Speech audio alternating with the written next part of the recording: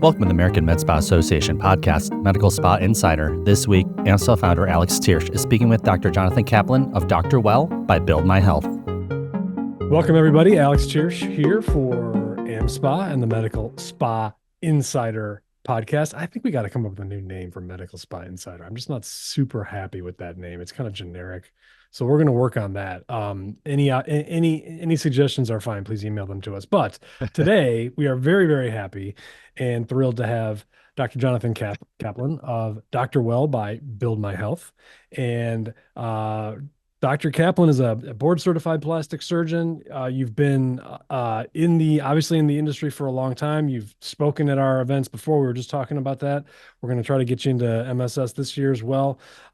Most importantly, though, you're a surgeon and an entrepreneur, which there's several that I've met, and you're one of the most active. I don't understand how you have enough time in your day to be a full-time entrepreneur. You've built several businesses and be a plastic surgeon. It's been quite incredible to watch. Welcome to the show. Thanks for joining us. Oh, thanks for having me. So let's talk. You're here because of DrWell, which is taking advantage of and has gotten into the weight loss management, the weight and wellness side of things, which is very interesting. I would love for you to you've been on our podcast before. So for those of you who are hearing this for the first time, go back and check out some of the early ones, but that was a couple of years ago, I think. So let's talk. Let's talk about price transparency, the No Surprises Act. That's right. So how did you end up from transparency into weight and wellness? Well, it all started many years ago. I went into practice in 2007 in Louisiana and noticed that patients were always calling asking about how much things cost, and there wasn't a good way to answer that without taking forever. So we first started out with a company called BuildMyBod that dealt with price transparency in healthcare, where we would put a price estimator in a doctor's website, and the consumer could come and add items to their wish list. And before they saw the price, they have to put in their contact information. So it was lead generation for the provider, instant gratification, price transparency for the consumer. Then that was a natural evolution to being able to purchase non-surgical services after you saw the pricing. So we started to support e-commerce. Then that evolved into providers asking, well, that's great that people can buy things, but we also want to offer subscriptions and memberships. So we built that into BuildMyBod, and then we transitioned the name to BuildMyHealth because we started to allow even non-aesthetics to be able to check pricing, real-time eligibility, for insurance-based services and all. So we're BuildMyHealth. We're offering price transparency. We're offering subscriptions, for medications and things. Then fast forward until just about 3 years ago in my own plastic surgery practice here. Now we're in San Francisco. My wife and I moved here about 11 years ago. But a few years ago, patients coming in for tummy tucks, body contour procedures, they weren't good candidates. Their BMI was too high. Our nurse and nurse practitioner said, you know what, instead of turning these patients away because their weight's too high, how about we start a weight management program? And so at that point, that was before the Ozempic craze. So they were offering coaching and phentermine, things like that. And then, which we'll talk about more later, is that Ozempic, Mounjaro, Zepbound, they all went on an FDA shortage list. Compounding pharmacies were legally allowed to create duplicates of these medications. And so then we started offering that to our patients. And then we had a TikTok video that went viral. And then we had this weight management program that just blew up. And the thing with these weight management medications that these patients are typically on subscriptions where they're getting charged each month. You're sending them the next higher dose each month. And so how do you handle a subscription? Oh, well, BuildMyHealth that we developed to handle subscriptions for Botox and other things can take care of this perfectly. So we've been doing that for about 2 years. And we've then offered all of our expertise to other providers that were using our price estimator, and now they're using our platform to run their subscriptions for weight and for other wellness programs like NAD or vitamin injections, things like that.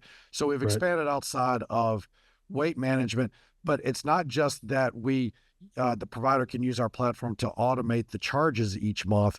But what happens is when the patient enrolls online for the subscription for medication, for weight loss, or for anything, the patient puts in their name, their address, their date of birth. So they do all the data entry so the office staff doesn't have to. So what that does is when the patient enrolls and puts their information in, our system charges the patient, and then we charge them each month. We do the subscription processing through our platform. But when they're charged, that auto generates a prescription in the back end of our platform that the provider goes in, reviews that prescription, and then they click submit.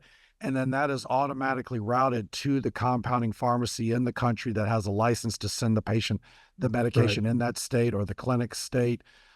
So we're really handling that whole process now, where the patient can sign up on their through our platform or what looks like the doctor's website. We process the transaction, we auto-generate the prescription, we're tracking the dosage they're on, and then we allow the provider to submit that to the compounding pharmacy. Because if you think about everything I just said, if you didn't have us, then you'd be taking the patient's credit card over the phone. You'd have to manually charge them each month, or they wouldn't, even if you had an automated system, it wouldn't charge them on the correct date every month to get them their meds in time. You'd have to go find a compounding pharmacy. You'd have to fill out an application, get login credentials, go find the medication in their drop-down menus, and then submit it each month and enter the patient's information. So we've automated that entire process, and that's why we've really blown up, and it's been very exciting to be a part of all this.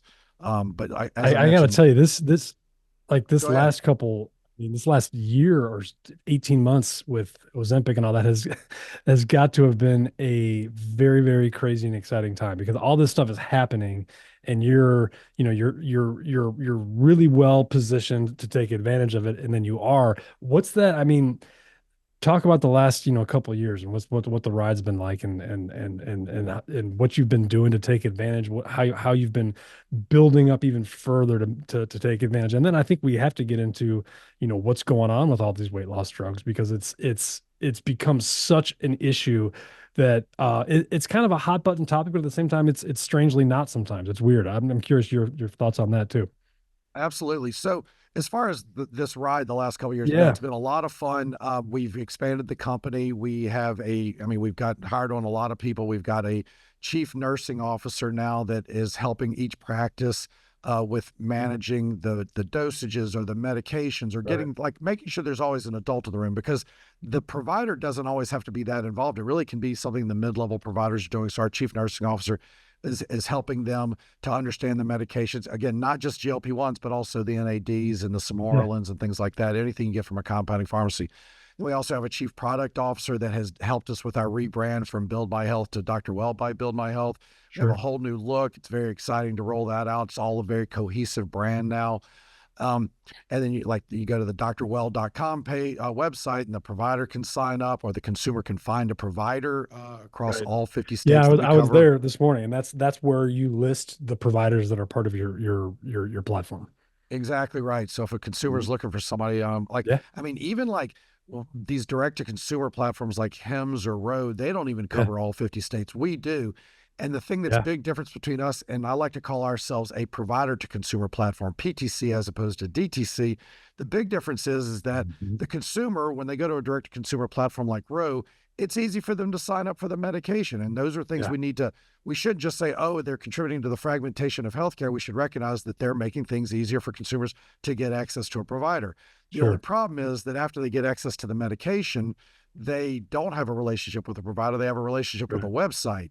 So what we're doing is we're taking all that technology to make it easy for the consumer to sign up, and we're putting that in the hands of the provider. So it's now easy for the provider to offer that to the patient. The patient can sign up, but now afterwards they have a relationship with the provider. They can help them with any potential side effects or any kind of, or other services that the patient may need. So we're going to be very successful at transitioning patients to realizing that going from to direct to consumer to provider to consumer is going to be better for them. I see that. In the long run. So instead of going to Ro or Hims and you're really dealing with kind of a distributor almost, that then provides the provider, you're going to the provider who then contacts the distributor, and which is a more, I wouldn't say it's more seamless, but at least it's a much better experience for the patient, because they get to work with somebody. They get to work with somebody, and then we've made it more seamless for the provider, because now instead of the provider getting paid a pittance just to be an independent contractor for a direct-to-consumer website, they're getting to hold on to the lion's share of the revenue. They're getting the revenue from the patient directly, not just as an independent contractor. And what's really cool about our system is that whenever they submit that prescription to the pharmacy through our platform, we now know what the cost of goods are for those meds. So we're actually paying the pharmacy directly.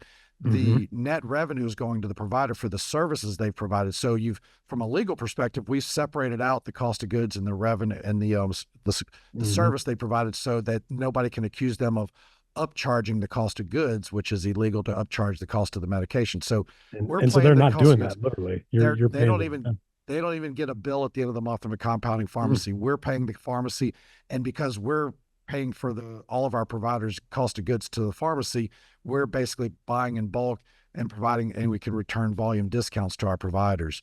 But yeah, the provider gets the net revenue, and they don't have a pharmacy bill at the end of the month. We're automating all that.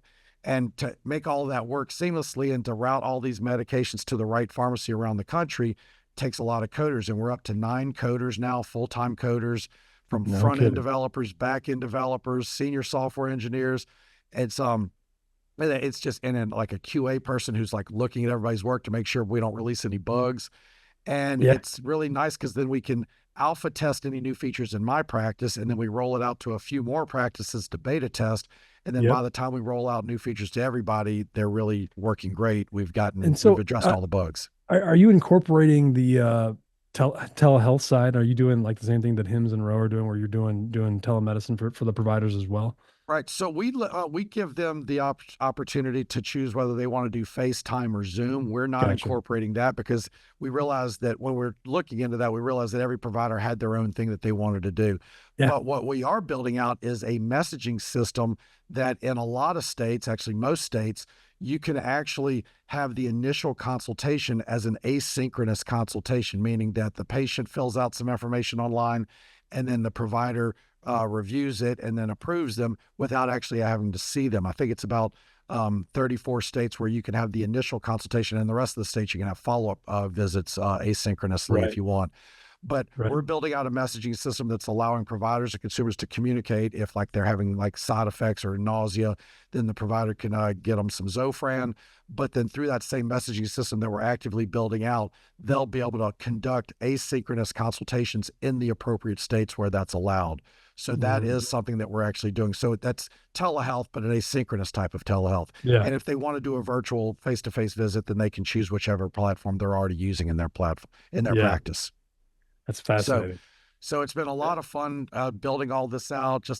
As I've mentioned to people, that I've been doing plastic surgery now for 16, 17 years, and I still love it. Still have my own in-office operating room, which that actually saves me a lot of time that I'm not traveling around town to go to different operating rooms. But I do love plastic surgery, love operating. But after 16, 17 years, your learning curve is not as steep as it once was. It starts to level out. You certainly never know everything.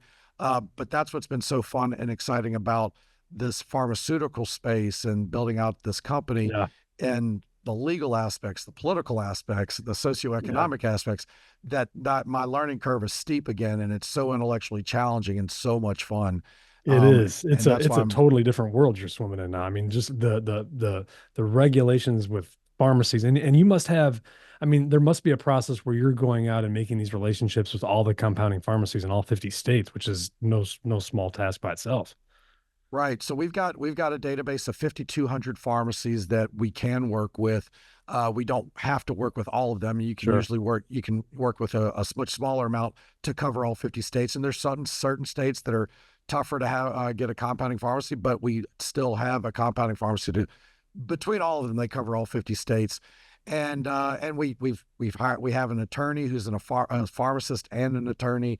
That is our I know him. It's I know that guy's a very, very nice guy. He's very smart, very smart. And your team referred us over to him, so we appreciate Super that. Nice guy, But we've been working with him, and so he's keeping us within our lane, making sure we're doing everything appropriately. And that helps me sleep at night, knowing that we're paying to have good advice from a legal and political and economic perspective. Yeah. Because he was the one who suggested, splitting the revenue between the cost of goods and the revenue sent to the provider, because then you don't have to worry about anybody, as I mentioned before, accusing you of upcharging the cost of goods, because you're separating those things. Like the provider never gets that revenue for the cost of goods. We're paying that out before they even receive that. So, and just I have several follow-up questions that I've thought of, but just to simplify it for folks who are listening, if you've got a practice or a small med spa, single location, whatever you've got, if you want to add weight loss, your product will basically allow it to kind of bolt onto their current practice, so they don't have to worry about building out any of the I mean, obviously they still have to, they're the provider, so they're in charge of the actual medical treatment of that. But as far as getting the drugs, the prescriptions, all that stuff it's all covered. You guys handle it soup to nuts. Correct. So That's awesome. you can make the argument that like, oh, you know what? I hear everything they're doing. I can do it all on my own. I can go and Yeah. find the Yeah. farmers. I can do all this, and I'm not saying you can't do those things. I'm saying that you can have, as I said at the boot camp, you can have sex in a hammock. It's just not the easiest way to do it. You Yeah. can try to build all this out on your own, but it's Right. not the easiest way to do it. It's going to take you a really long time. It's going to take you a long time to scale. Whereas if you come to us, we provide you with the consent forms. We provide you with all the connections already to the compounding pharmacy. We complete the applications for you. We provide them with the Yeah. MPI number to the pharmacy. So we make that connection with the compounding pharmacy. And then also when it comes to signing the patient up, you go into our platform. We've already created all the packages. You click a button that sends a link to the patient's phone as a text or to their email inbox. The patient clicks on that link. It brings them to a page where they can actually purchase it online. You don't have to build any of that out yourself. And then, as I mentioned, it auto generates prescriptions. So you don't have to go in and get login credentials for Right. multiple Right. compounding pharmacies. Because remember, if you have licenses in multiple states, you're going to maybe need multiple pharmacies to send to different states. And our Yeah. system will automatically direct all those prescriptions to the right place. Yeah. So That's a crazy. soup to nuts bolt on for sure. And we also provide about $20,000 worth of marketing materials in the form of internal flyers for your practice to Mhm. hand out to patients at maybe an open house. We'll do a shared virtual consultation, or we'll host a shared virtual consultation for your practice where you can do a consult basically with 20, 30 people all at once. Mhm. And that way they can then sign up afterwards. And then the people that sign up, then you go back and you kind of do things out of order. Then you go get intake paperwork and you make sure they're candidates, which most people are. Then we also provide you with web videos for your website. We actually have somebody comes out and do a TikTok, Instagram video with you to help launch your practice. So there's a Mhm. lot of things that we're providing that you would again have to learn on your own. That's awesome. Is I think you mentioned there's like or is there a white label aspect to it where you can kind of white label some of this stuff? Because that's always intriguing to me because folks want to make sure that they're getting their own brand out there. Exactly right. So whenever the patient you've done the consult or whatever, and you're ready to get them, they're ready to sign up. You go into the back end of the platform, as I mentioned before. You send a link to the patient either via text or email. When they Right. click on that link, it brings them to a page that shows the product they're getting, but it's got your logo up at the top, so it Right. looks like they're part of your ecosystem. That's awesome. And then they can sign up for either Botox, they can sign up for weight loss meds, they can sign up for NAD, hair loss treatments, Nutrafol, any of those things. And what's really cool that we're beta testing right now is that when the patient is checking out after they're buying that thing that you sent them a link for, it'll also say, people who bought that also bought this. So now you're able Right. to automatically allow the patient to upsell themselves. Because I've always been a little uncomfortable upselling patients to other Yeah. products. But then this way they can see, oh, well, yeah, I'm getting these GLP-1s. Oh, let me get some Nutrafol. Let me get some B12. Let me get Right. this. Let me get that. So the patient can add those other items onto their into their cart. Yeah, man, it's a brand new world. How medicine is practiced nowadays and how drugs are delivered. It's crazy. One thing I want to ask is we get a ton of questions about this, which is specifically with the GLP-1s, which unless you've been living under a rock, this has just been a massive, massive issue. Every day there's articles on it. Um, Exactly. a lot of good ones, some not so good, but mostly, I mean, a lot of folks are using them. Um, when the shortage issue came up, which I know is what we've gotten a ton of questions on that. What was I'm curious, like what was going on in your office when you said, oh, but that when you heard the shortage is over, they're lifting it, they're going to shut down compounding pharmacies. What was that like? And obviously there's been a reversal of it, and there's been some things going on. Right. So a long way to go on that. But what was that like? And what are your plans for that? I mean, that will happen, we assume at Yeah, some yeah. point. Yeah. So yeah, we've got plans for this. But the thing that's interesting about it, this is another reason to use a platform like ours, is that the world of compounding pharmacies, if you're just like dabbling in it or you're just dipping your toe in it, it's always a little bit of chaos in the world of Yeah. compounding pharmacies. Not because they're doing anything illegal, it's just because the laws are changing and they're having to shift and adjust to stay Yeah. within the law. And if you're a company like ours where we're all dealing with compounding pharmacies, we've got all these linkages to compounding pharmacies as far as pharmacy ordering, then we're aware of that chaos, and your threshold for being rattled by it, your threshold goes up. You're not as easily rattled. So that's what's like, while things are maybe going crazy over here, we want everything to be nice, smooth sailing for our providers. And so that's what we can help them with. So when it comes to that, the shortage, the compounding pharmacy we already work with, they already are going to continue making these medications. They already have a plan in place. They already have different formulations. But in short, if these medications ever truly do go off the FDA shortage list, and remember, just because they show that the dosages are available doesn't mean that they're off shortage. Both things can be true. The doses can be available, but they can still be in shortage.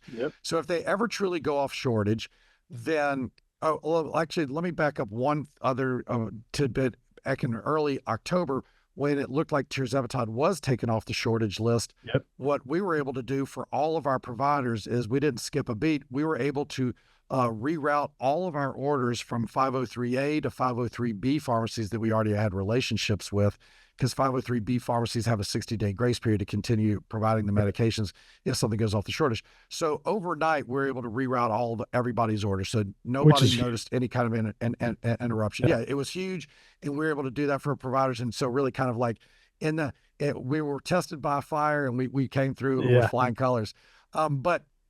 But what's going to happen if these ever do eventually go off the FDA shortages, what I've always said is a revolving door. One's going to go off, another one's going to come on, because they're not just done with we made Ozempic and Mounjaro, they're great, we can just stop there. They're going to keep coming out with even better medications that are then going to quickly go on the FDA shortage list. So what they're going to do if something goes off the shortage list, they are two things they're going to be able to do. So 503B pharmacies are going to be able to continue making it for another 2 months, or providing it for another 2 months. 503A pharmacies can continue making these medications indefinitely as long as they adjust the dosage by at least 10%.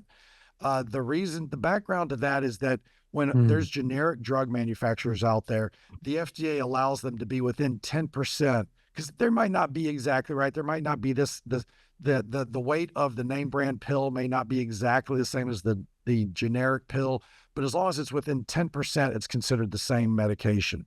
So if it's outside of 10%, it's not the same medication. And so that's what compounding pharmacies are doing. And they've got a lot, they've lawyered up on this, is that they've already come up with formulations that are 10% off of the name brand drug formulation.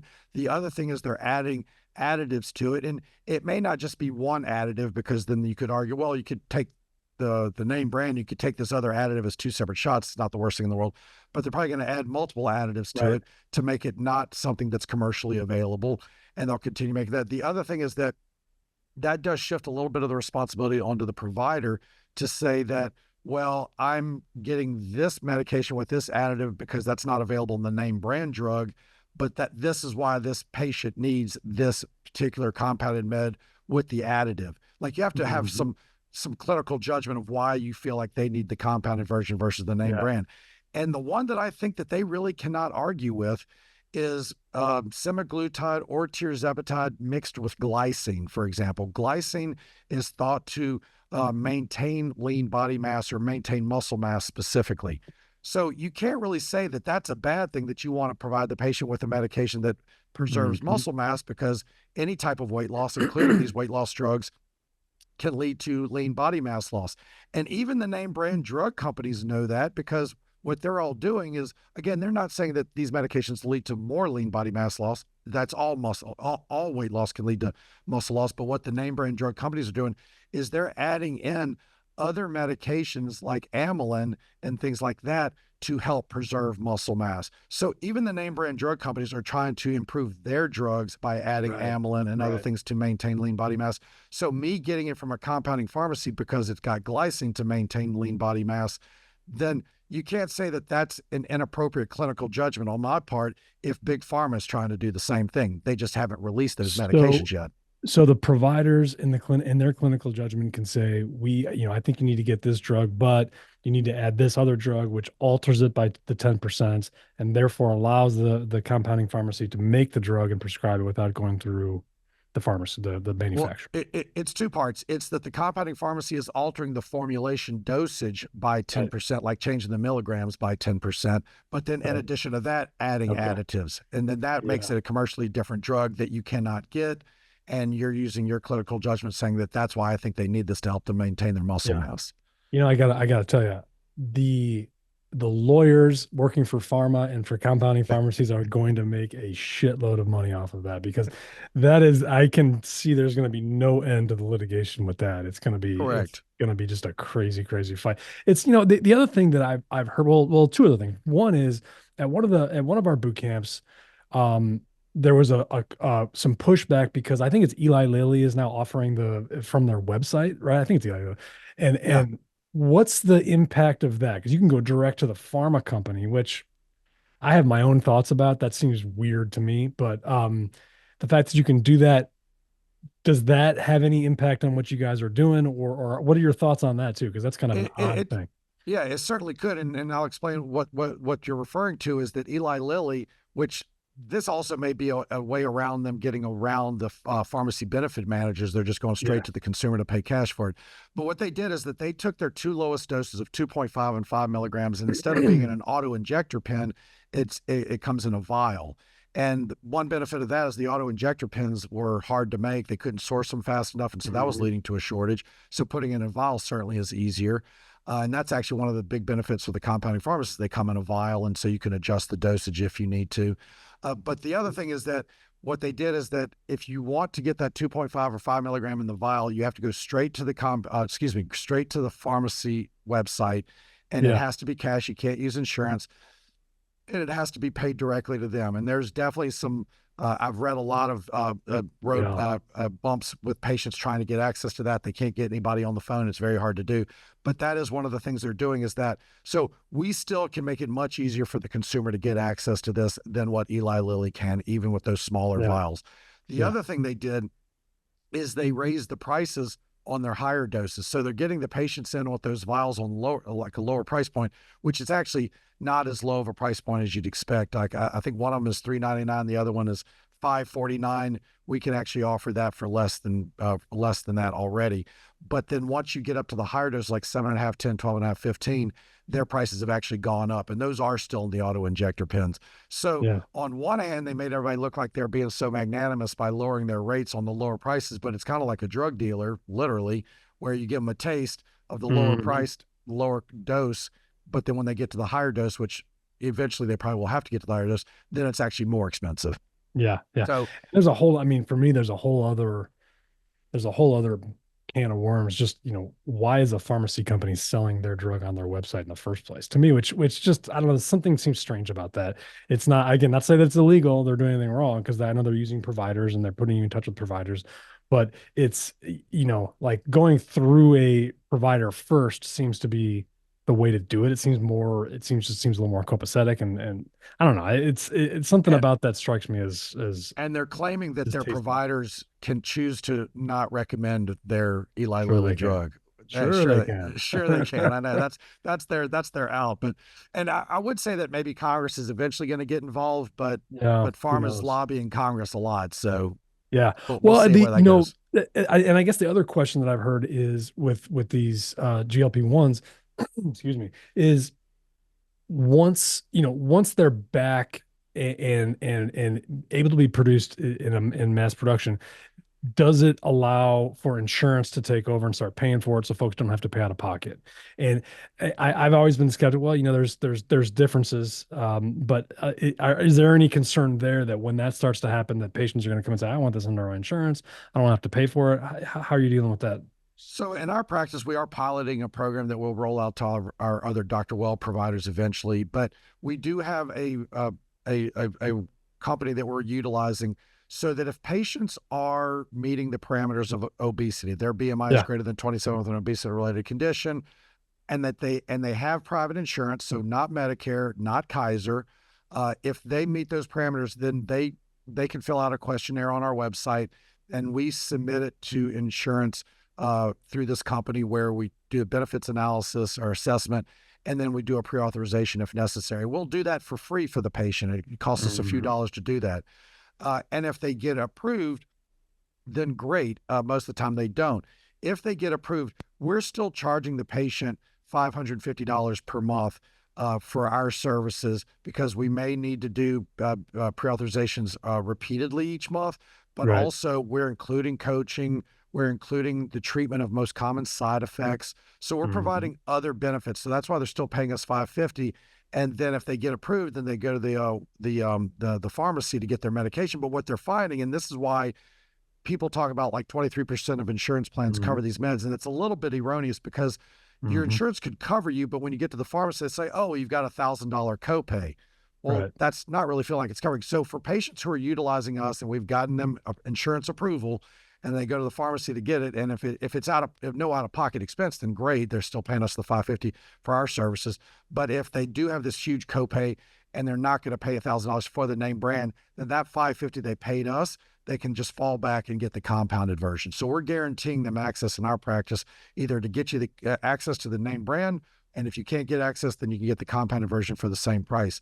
But Mhm. that is what people are going to find, is that insurance companies claim they cover it, but it's really not, they don't cover it practically, like not in Right. reality, it's not really coverable. And I don't really see, and people keep saying the insurance companies are going to cover this more, Mhm. but as this gets more indications that I don't really see how the insurance company can cover it as fully as anybody wants, because all Mhm. you have to do is look in the news and you see that North Carolina was covering their state employees for Wegovy and spent $100 million in 2023, which is why they stopped covering it in 2024. You see that Kaiser lost $608 million in Q3, and they say it was from pharmacy cost. That was from Mhm. weight loss drugs, or Yeah. even if it was for type 2 diabetes, it was Ozempic.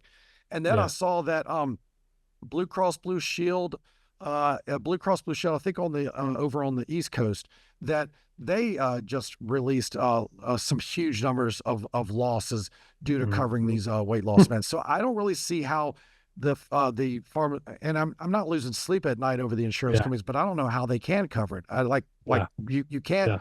you can't manufacture trillions of dollars to cover these meds Yeah. if you don't have it. I agree. Well, and it's just also, I mean, it's a pain, right? It's not a good consumer experience to be dealing with the insurance companies. And we've heard, and I'm sure you've mentioned, there are some side effects. The dosing has to be right. You've got to be able to fix that, and you need a person or someone to help care for that. And what we've also seen with the med spas that have used this, the more care you take at the beginning to make sure that the person is the right candidate, they're doing the dosing is right, they have all the other things like coaching and all that. It's a much better outcome than if you just start, if you have physicians saying, here, take this, there's a dose, and you go get it, and it causes problems. So that, I mean, I agree. I think there's a long way to go in this story before it's truly unfolded. And and that kind of goes back to your point about Eli Lilly, that you're going through their website to get the medication. You don't really have a provider following you. That's the big difference with our provider to Right. consumer platform. You have somebody that's working with you. And specifically what you mentioned about people having these problems with their dosages, if you put more time at the beginning.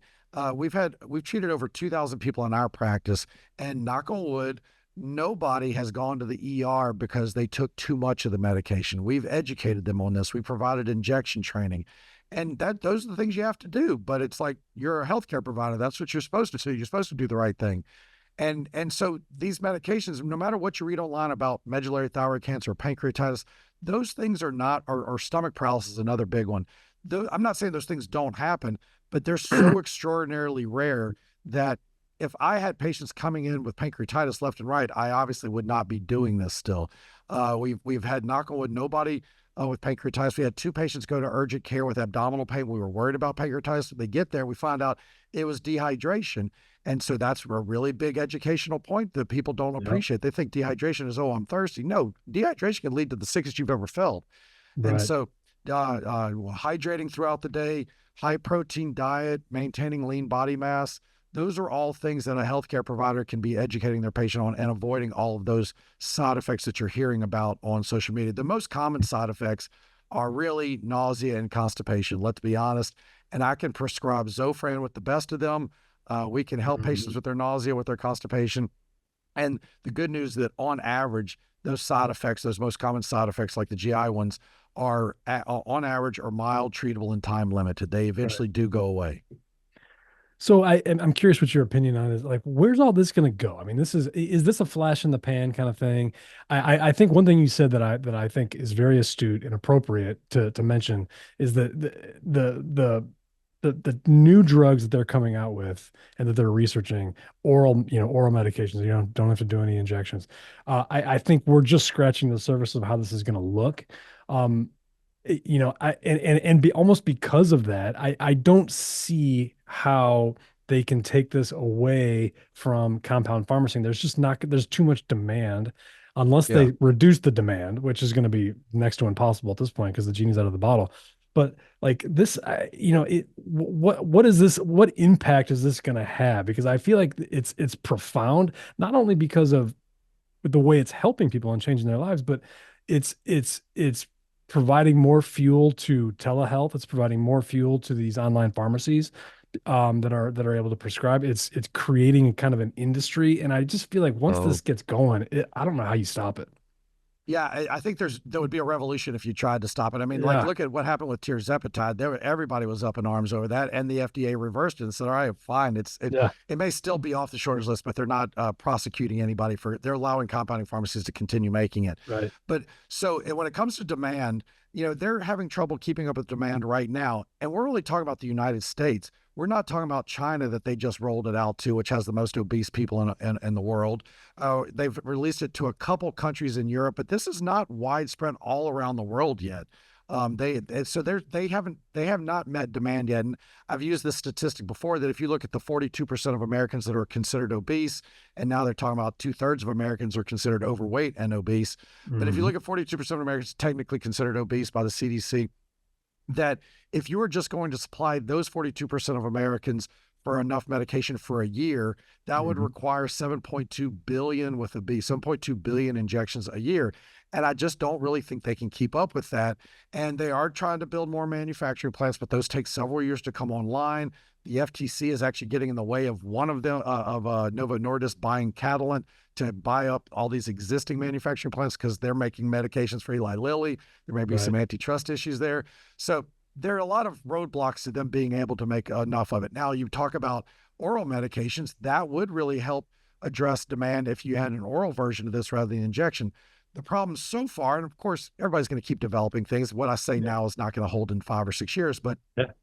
but with the oral medications, that they are a daily pill that you have to remember to take, which I would have never thought people would rather an injection than a pill, but people really do seem to rather a weekly injection than a daily Mm. pill. But more than that, one of the studies that came out of, so by the way, there is a semaglutide version that is oral right now. That's under the name Mhm. brand Rybelsus, but it only comes as 7 and 14 milligram tablets. And that's really only effective for type 2 diabetes. It's not enough Mhm. bioavailability to be useful for um, for weight loss. However, Novo Nordisk is currently in these studies. I think it's called Oasis 4, where they were looking at using 25 milligram tablets of semaglutide daily. The only and that would certainly take. It's easier to make a pill than an injection. I get it. Mhm. The only Mhm. problem is that 88% of people had nausea with it. Yeah. I was going to say, how do 88%. you adjust the dose then? Because that's the key, right? Yeah, you raise the dose, so it's working for weight loss now, but it's making everybody nauseated. And my favorite Right. thing about these studies is they've said, that most people, like 88% of people had nausea, but the people who reported it, nausea and vomiting, they reported it as mild. Now, I believe that nausea can be mild, but I don't think there's any definition where I think that vomiting is mild. I Even mean, the most mild vomiting I've ever had was the worst day of my life. it's still So unpleasant. it's Yeah. so unpleasant. So it cracks me up every time they refer to mild vomiting. Mild vomiting. Um, Yeah. Yeah. Yeah. That's crazy. it's an oxymoron. But so anyway, so that's why I think that that I agree with you. It's a new industry. It's going nowhere. The pharmacies that we're working with are within the law. They're saying we're not stopping this. We're going to adjust things as needed, but we're not stopping this. It's Yeah. that the bottom line is that if you stop the compounding pharmacies from making these compounded versions of the active ingredients of these name brand drugs, all those people would be going to scramble for the name brand drug, which we've already shown they can't keep up with demand now. They're Right. certainly not going to be able to keep up with the demand of another 10 million people And trying then to it get would go right access. back on the shortage It list. I would just go mean, back right back on, right. revolving door. Yeah. Yeah. Man, it's a mess. I mean, I can't wait to see you on Capitol Hill on C-SPAN, testifying before the next committee that's going to be up there because there's going to be so much action on this. What's your, as we get close to time here, what's your goal? I mean, again, you're a surgeon, you've got a ton of things going on. What's your goal for the company? I mean, is this, a tech play for you? You're close to Silicon Valley where you're looking to kind of build this up and compete with the Hims and the Rows of the world, or what are you thinking? So that's one part of it, is that we are making the provider to consumer a new segment of the healthcare economy instead of DTC, PTC, where we're putting all those great tools in the hands of providers to make it easier for consumers to get access to them. So that's one part of it. But the other part of it that we're realizing that we're filling a void for is that if you think of like any typical EMR, you go in, you order meds, you can send your meds to CVS, you can send them to Rite Aid pretty easily now. There's enough APIs and electronic interfaces now to make that possible, but there's not a good centralized clearinghouse or API for compounding pharmacies. A lot of these are independent compounding pharmacies, mom and pop operations. Some of them have APIs. Some of them have, you just email it securely. Some of them you fax it. So that's what we're going to ultimately be, is we're going to be the central location where everybody can communicate with any compounding pharmacy through our platform for GLP-1s, for even topical numbing cream. And we're talking about med spas here. Like they get topical numbing cream. I know they can get it now, but they had to sign up first with a compounding pharmacy and fill out some paperwork and get login credentials. And somebody's got to look around the office. Who remembers the password? All those things. They won't have to do any of that anymore. They'll be able to come to our platform and order any medication that any compounding pharmacy offers, whether it's high blood pressure medication or numbing cream or GLP-1s or whatever the next GLP-1 is, which is going to be retatrutide, which Eli Lilly is going to probably release in 2025, 2026. That's going to quickly go on the FDA shortage list. And all the compounding pharmacies already have the formulation for that one. And that one supposedly is going to produce like bariatric surgery type weight loss results. But anyway, that's the big picture for us, is that we're going to be this centralized location to make it easy to order from all compounding pharmacies, which is going to drive more business to compounding pharmacies, which they're going to love us. And they're going to want to adjust their rates to be most favored nation kind of status with us, so that we drive more patients to them. Well, I got to say, if nothing else, man, you're gonna be in the middle of it. It's gonna be an exciting time, because it's one of these industries where it's almost kind of like, legalized marijuana back in the day. If you're like there's this massive influx, there's litigation, there's laws, there's different groups, and to be in it, it's going to be exciting. But it's going to be challenging too. There's going to be a lot of things. You're going to end up with some good relationships with some lawyers, probably fighting up some of this stuff, which is no way. But you're already doing that, right? I mean, we already started. Yeah, I got to get Mark Boson on the podcast, because he's got to have a lot to say about this too, I'd imagine. Yeah. We actually have a good webinar with him if anybody wants to check it out. He's awesome. But, you know what we should do is we should get you both back and have you both. Like, you could, we could probably talk for hours about that. Well, we're up against time. I really appreciate you coming on. I know you got a lot going on. And we'll make sure to get obviously everything out about you and Dr. Well out there. If folks want to find out more, if they're driving in their car and they want to know how to add this to their practice, where should they go to find you? Yeah, easiest thing is go to DrWell.com. The other way is you can just email me at drkaplan@drwell.com. It's DrKaplan @drwell.com. Awesome. Well, I appreciate it. It's exciting. You're going to have some busy days. I'm still wondering how you actually have enough time to do anything else besides this, because this is just... This has been a blast. I'm happiest I've ever been in my life. So we're having a great time. Good. That's awesome. All right, man. Thanks so much for having me. I appreciate it. Thank you. Thank you for watching the Medical Spa Insider podcast. Please make sure to subscribe to our channel for future videos and podcasts. For more information about the American Med Spa Association, please check our description below.